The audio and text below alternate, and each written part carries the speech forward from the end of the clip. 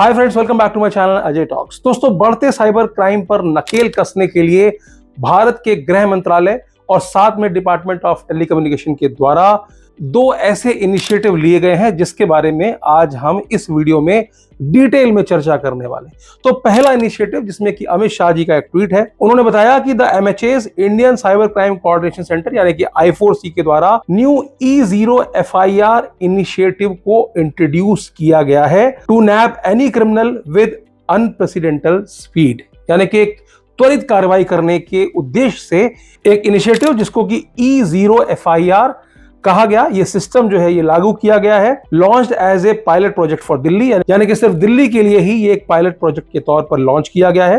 And the new system will automatically convert cyber financial crimes file eight NCRP or 1930 to FIRs initially above the threshold limit of 10 lakh. The new system, which will drive investigations swiftly, cracking down on cyber criminals, will soon be extended to the entire nation. The Modi government is bolstering the cyber security grid to build a cyber secure Bharat, यानी कि cyber secure Bharat बनाने के उद्देश्य से एक initiative I4C के द्वारा, गृह मंत्रालय के द्वारा लिया गया है, जिसमें कि अगर किसी के साथ में 10 लाख से अधिक की साइबर ठगी हो जाती है और आप दिल्ली के रहने वाले हैं, तो आपकी जो कंप्लेंट है, जो कि आप NCRP पोर्टल पे दर्ज कराते हैं, तो उस कंप्लेंट को सीधे सीधे बिना किसी दखलंदाजी के 0 EFIR में तब्दील कर दिया जाएगा। ये इनिशिएटिव लिया जा रहा है I4C के द्वारा।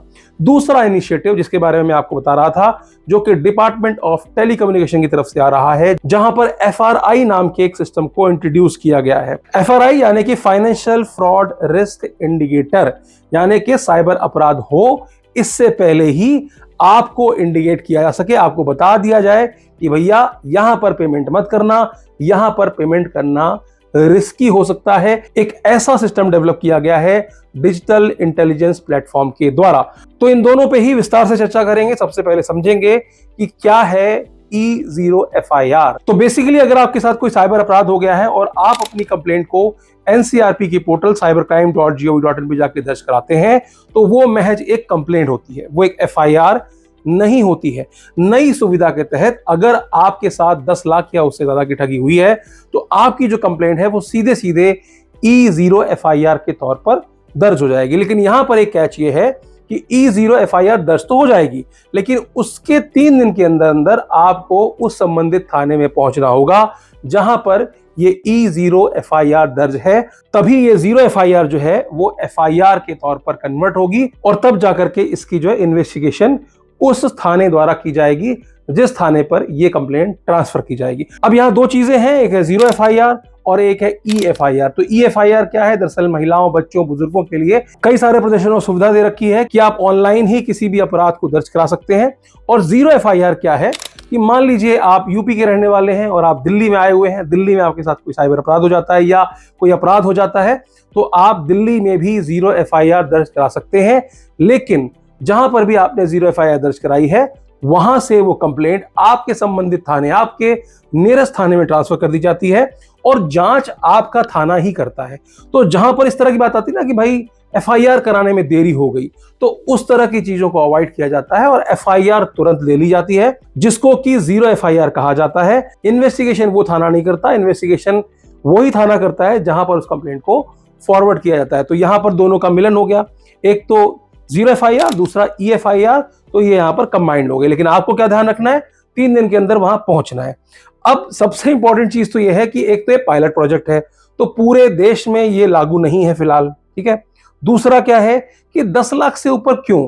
10 लाख वालों की तो कंप्लेंट वैसे भी हो जाती है, यानी कि 10 लाख वाला जब FIR कराने जाता है तो आमतौर पर उसकी कंप्लेंट हो जाती है, बशर्ते कि उसका जो अमाउंट टोटल गया है उसमें से कुछ अमाउंट कहीं फ्रीज पड़ा हो, तो उस अमाउंट, फ्रीज अमाउंट की रिकवरी कराने के लिए FIR दर्ज करनी होती है। फिर उसके थ्रू आप कोर्ट ऑर्डर लेते हो और कोर्ट ऑर्डर लेकर के पैसों की रिकवरी होती है। पर ज्यादातर मामलों में जहां पर पैसों की रिकवरी होने की संभावनाएं कम होती है, वहां पर जो साइबर क्राइम का डिपार्टमेंट है, जो साइबर पुलिस है, वो मना करती है कि भैया FIR किस चीज के लिए करें, यहां पर तो पैसे मिलने के चांसेस है ही नहीं। तो अब इस तरह की आनाकानी जो है कम से कम नहीं सुनने को मिलेगी, और उम्मीद करता हूं कि ये छोटे अपराधों के लिए भी लागू होगा, क्योंकि ज्यादातर जो अपराध हैं अगर आप एक परसेंटेज देखेंगे तो वो 10 लाख से कम के ही होते हैं।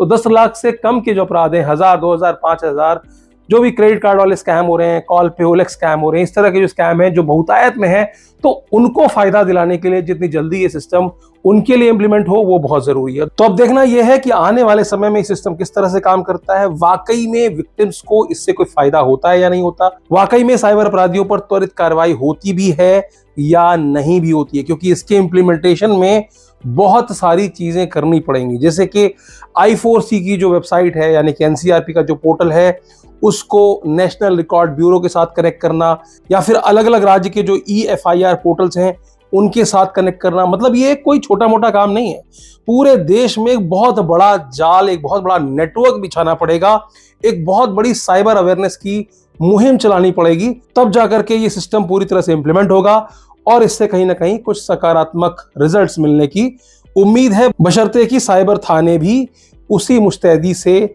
हर कंप्लेंट पर काम करें, क्योंकि कहीं ना कहीं FIR का लोड बढ़ने वाला है। ऑलरेडी थानों में आप जाओगे ना तो वहां बहुत सारी कंप्लेंट्स होती हैं, एक बड़ा अंबार होता है, जब भी आप जाओ लंबी लाइन लगी होती है, किसी का अकाउंट फ्रीज है, किसी के पैसे निकल गए, साइबर अपराध की जो घटनाएं लगातार बढ़ती ही जा रही हैं, और ऐसे में बढ़ती FIR की संख्या कहीं ना कहीं पुलिस वालों के माथे पर भी शिकन दे ही रही होगी। अब बढ़ते हैं अपने दूसरे अपडेट की तरफ, जो कि डिपार्टमेंट ऑफ टेलीकम्युनिकेशन की तरफ से आ रहा है, जिसमें कि FRI नाम के एक सिस्टम को इंप्लीमेंट किया जा रहा है। FRI क्या है? FRI है फाइनेंशियल फ्रॉड रिस्क इंडिकेटर। तो अगर सामान्य भाषा में समझें तो ये एक तरह का वार्निंग सिस्टम है, जिसमें कि जब भी आप कभी कोई साइबर अपराध होता है तो उसमें फाइनेंशियल फ्रॉड्स के तहत आपसे किसी UPI ID या किसी नंबर पर पेमेंट करने की बात कही जाती है। आपको UPI ID दी जाती है और कहा जाता है कि भैया से पेमेंट कर दीजिए। तो अगर आप किसी UPI ID पे पेमेंट करने जा रहे हो और उसी वक्त आपको एक वार्निंग फ्लैश हो जाए, चाहे वो GPay हो या फोन पे हो, पेटीएम हो, अगर एक वार्निंग फ्लैश हो जाए कि इस नंबर पर पेमेंट करना रिस्की है, हाई रिस्की है या लो रिस्क है, या एक अलर्ट मैसेज ही आपको आ जाए, तो कहीं ना कहीं आप अलर्ट हो जाएंगे और आप साइबर अपराध का शिकार होने से बच जाएंगे। तो इस तरह का एक अलर्ट सिस्टम इंप्लीमेंट किया गया है इस FRI के द्वारा, इस FRI सिस्टम के द्वारा। तो यहां पर क्या है कि जब भी कोई साइबर अपराध होता है तो लोग क्या करते हैं, NCRP की पोर्टल पर रिपोर्ट करते हैं, चक्षु पे रिपोर्ट करते हैं, या फिर कोई फाइनेंशियल इंस्टीट्यूशंस हैं वो भी जाकर के थाने में दर्ज कराते हैं कि ये नंबर है, इसके द्वारा फाइनेंशियल फ्रॉड किया जा रहा है। तो इस तरह के नंबर्स का डेटा, एक तरफ से सारी इंफॉर्मेशन कलेक्ट की जाएगी और ये सारी इंफॉर्मेशन जो है वो फाइनेंशियल इंस्टीट्यूशंस को दी जाएंगी। जो भी बैंकिंग प्लेटफॉर्म्स हैं, UPI सुविधा आपको उपलब्ध कराते हैं, उन सभी प्लेटफॉर्म्स को ये डेटा उपलब्ध कराया जाएगा और इन नंबरों को हाई रिस्क, लो रिस्क या फिर मीडियम रिस्क के तौर पर अलग अलग कैटेगरीज में डिवाइड कर दिया जाएगा। इससे क्या होगा कि जब भी आप फोन पे से किसी को पेमेंट करने जा रहे हैं तो आपको दिखाई दे जाएगा पहले से ही कि भाई साहब रिस्क है इसको पे करने से। तो इससे क्या होगा कि आपका कहीं ना कहीं बचाव हो जाएगा। इसके अलावा और भी, जैसे कि पेमेंट डिले को लेकर के भी कई बार ऐसा भी हो सकता है कि आप किसी को पेमेंट कर रहे हो और पेमेंट में डिले हो जाए, तुरंत पेमेंट ना हो, तो ये भी कोई ग्लिच नहीं है, ये भी नए सिस्टम का ही हिस्सा है, जहां पर पेमेंट कंफर्मेशन से लेकर के या फिर पेमेंट डिले, ट्रांजैक्शन डिले को लेकर के इस तरह की नई चीजों को इंप्लीमेंट किया जा रहा है ताकि साइबर अपराध से लोगों को बचाया जा सके। क्योंकि ऐसा बताया जा रहा है कि पिछले साल 200 बिलियन UPI ट्रांजैक्शंस हुए थे। तो जब इतनी बड़ी संख्या में UPI ट्रांजैक्शंस हो रहे हैं तो उसके प्रोटेक्शन के लिए भी कुछ इस तरह के सिस्टम्स का होना बहुत जरूरी है। कहीं ना कहीं उस लिहाज से ये एक बेहद जरूरी कदम था जो कि अब आने वाले समय में आपको इंप्लीमेंट होता हुआ दिखेगा। तो ये जो 2 अपडेट थी, उम्मीद करता हूं कि दोनों सिस्टम बहुत अच्छे से काम करेंगे और कहीं ना कहीं साइबर अपराध पर नकेल कसी जाएगी। तो आज के लिए सिर्फ इतना ही, फिर मिलेंगे किसी और वीडियो में। वीडियो अच्छी लगी हो तो लाइक कर दीजिएगा, चैनल पर नए हो सब्सक्राइब करते हुए जाएगा। और हाँ, अंत में एक ही बात कहूंगा, हंसते रहिए, मुस्कुराते रहिए और साइबर अपराध से सुरक्षित रहिए। धन्यवाद।